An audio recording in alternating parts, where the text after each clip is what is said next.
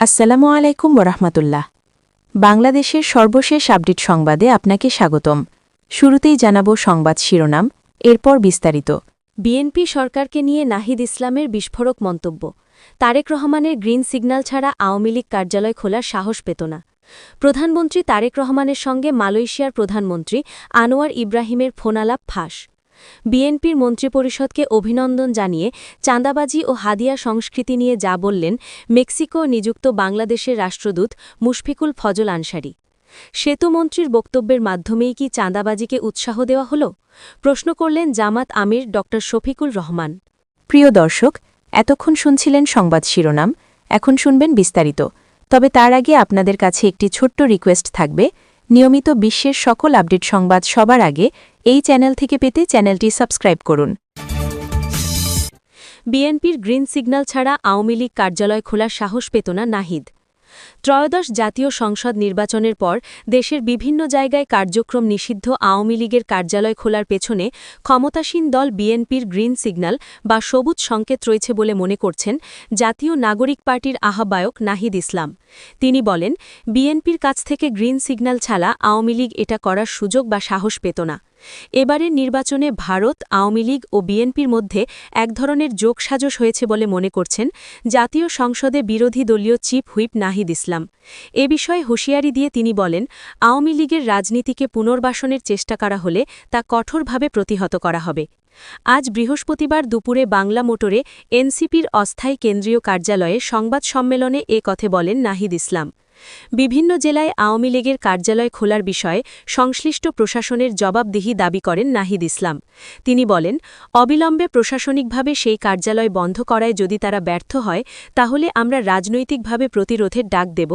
সেটার জন্য এই সরকারকেও আমরা কাঠগড়ায় দাঁড় করাব ফ্যাসিস্টদের পুনর্বাসনের দায়। আওয়ামী লীগের কার্যালয় খোলার বিষয়টিকে ব্যাপকভাবে প্রচার করায় কিছু গণমাধ্যমের ভূমিকা নিয়েও প্রশ্ন তোলেন তিনি। নতুন সরকার গঠনের সঙ্গে সঙ্গে গণমাধ্যমের স্বাধীনতার ওপর হস্তক্ষেপ হচ্ছে বলে অভিযোগ করেন এনসিপির আহ্বায়ক নাহিদ। এ প্রসঙ্গে বাংলাদেশ সংবাদ সংস্থা বাস্য ও বেসরকারি এখন টিভির দুটি ঘটনার কথা উল্লেখ করে তিনি বলেন, আমরা কোনো দলীয় গণমাধ্যম চাই না, কিন্তু আমরা ইতিমধ্যে সেই প্রবণতা দেখতে পাচ্ছি। আমরা আশা করব এই মুহূর্ত থেকে এটা বন্ধ হবে, গণমাধ্যম স্বাধীনভাবে কাজ করবে। তারেক রহমানের সাথে আনোয়ার ইব্রাহিমের ফোনালাপ। প্রধানমন্ত্রী তারেক রহমানকে টেলিফোন করে শুভেচ্ছা ও অভিনন্দন জানিয়েছেন মালয়েশিয়ার প্রধানমন্ত্রী দাতুক সেরি আনোয়ার ইব্রাহিম। শুক্রবার বেলা ৩টায় বাংলাদেশ সরকারের নবনির্বাচিত প্রধানমন্ত্রীকে ফোন করেন মালয়েশিয়ার প্রধানমন্ত্রী। প্রধানমন্ত্রীর প্রেস সচিব সালেহ শুবলি বিষয়টি নিশ্চিত করেছেন। তিনি বলেন, কথোপকথনের সময় উভয় নেতা শুভেচ্ছা বিনিময় করেন এবং দুই বন্ধুত্বপূর্ণ দেশের মধ্যে দ্বিপাক্ষিক সম্পর্ক জোরদার করার ওপর জোর দেন। তারা বাংলাদেশ থেকে জনশক্তি রপ্তানি নিয়েও আলোচনা করেন। টেলিফোনে আলাপকালে মালয়েশিয়ার প্রধানমন্ত্রী ত্রয়োদশ জাতীয় সংসদ নির্বাচনে নিরঙ্কুশ বিজয়ের জন্য তারেক রহমানকে ও তার দল বিএনপিকে অভিনন্দন জানান। তিনি বাংলাদেশের সঙ্গে বিভিন্ন দ্বিপাক্ষিক বিষয়ে ভবিষ্যতে একসাথে কাজ করার প্রতিশ্রুতি ব্যক্ত করেন। এ সময় প্রধানমন্ত্রী তারেক রহমান মালয়েশিয়ার প্রধানমন্ত্রী দাতুক সেরি আনোয়ার ইব্রাহিমকে আন্তরিক ধন্যবাদ জানান এবং দেশের উন্নয়ন ও সমৃদ্ধির জন্য দুই দেশ একসাথে এগিয়ে যাওয়ার বিষয়ে দৃঢ় প্রত্যয় ব্যক্ত করেন। মন্ত্রিপরিষদকে অভিনন্দন জানিয়ে চাঁদা ও হাদিয়া সংস্কৃতি প্রসঙ্গে যা বললেন রাষ্ট্রদূত মুশফিকুল ফজল আনসারি। ত্রয়োদশ জাতীয় সংসদ নির্বাচনের পর নবগঠিত সরকারের প্রতি জনগণের সবচেয়ে বড় প্রত্যাশা হল সামাজিক শান্তি প্রতিষ্ঠা, এমন মন্তব্য করেছেন মেক্সিকোয় নিযুক্ত বাংলাদেশের রাষ্ট্রদূত মুশফিকুল ফজল আনসারি। শুক্রবার নিজের ভেরিফাইড ফেসবুক প্রোফাইলে দেওয়া বিস্তারিত স্ট্যাটাসে তিনি নিজের অভিমত ব্যক্ত করেন। ফেসবুক পোস্টে রাষ্ট্রদূত উল্লেখ করেন, জনগণের প্রধানমন্ত্রী তারেক রহমান নতুন আশা, দৃঢ় সংকল্প এবং ভবিষ্যৎ পরিকল্পনা নিয়ে বাংলাদেশের উন্নয়নের অভিযাত্রা শুরু করেছেন।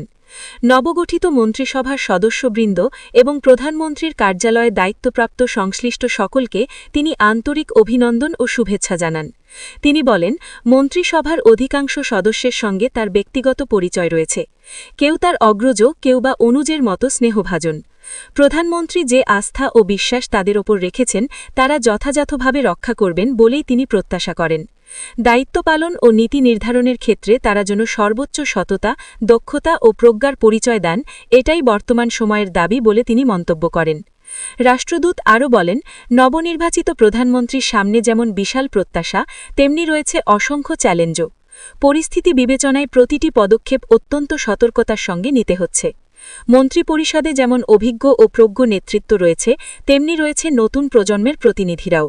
তিনি মনে করেন, নবীন হওয়া কোনো সীমাবদ্ধতা নয়, বরং দৃঢ় প্রতিশ্রুতি, একাগ্রতা ও সৎ উদ্দেশ্য থাকলে তারাই ভবিষ্যতে দেশের শক্ত ভিত্তি রচনা করতে সক্ষম হবেন। কথাবার্তা ও আচরণে দেশের দীর্ঘ রাজনৈতিক ঐতিহ্য ও সংস্কৃতির প্রতিফলন ঘটানো জরুরি বলেও তিনি উল্লেখ করেন।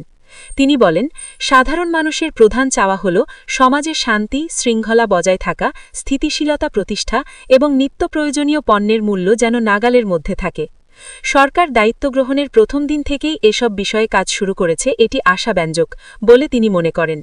বর্তমান প্রেক্ষাপটে সমাজে শৃঙ্খলা ও নিরাপত্তা নিশ্চিত করা অত্যন্ত গুরুত্বপূর্ণ বলেও তিনি জোর দেন। পোস্টে তিনি চাঁদা প্রসঙ্গ উত্থাপন করেছেন। তার ভাষ্যানুযায়ী, চাঁদা শব্দটি নিয়ে সাম্প্রতিক সময়ে ব্যাপক আলোচনা হচ্ছে, তাই এই বিষয় নিয়ে কথা বলা প্রয়োজন। তিনি বলেন, চাঁদার পাশাপাশি হাদিয়া, সাদকা বা লিল্লাহ এমন আরও কিছু শব্দ রয়েছে যেগুলো অনেক ক্ষেত্রে স্বেচ্ছাদান হিসেবে বিবেচিত হয়। তবে বাস্তবে অনেক সময় এ অর্থ সংগ্রহের প্রক্রিয়া অনাকাঙ্ক্ষিত ও অস্বস্তিকর রূপ নেয়। রাজনৈতিক প্রভাব খাটিয়ে বা জোরপূর্বক অর্থ আদায় আইনত দণ্ডনীয় অপরাধ। একইভাবে ধর্মীয় বিধান বা অনুভূতির সুযোগ নিয়ে অনিয়ন্ত্রিতভাবে অর্থ সংগ্রহ করাও যোগ্যতা নয় বলে তিনি মন্তব্য করেন। প্রিয় দর্শক, এতক্ষণ শুনছিলেন বাংলাদেশের সর্বশেষ আপডেট সংবাদ। ভিডিও সম্পর্কে আপনার কোনো মতামত থাকলে কমেন্ট বক্সে জানাবেন। নিয়মিত বিশ্বের সকল আপডেট সংবাদ সবার আগে এই চ্যানেল থেকে পেতে চ্যানেলটি সাবস্ক্রাইব করে আমাদের সাথেই থাকুন। ধন্যবাদ।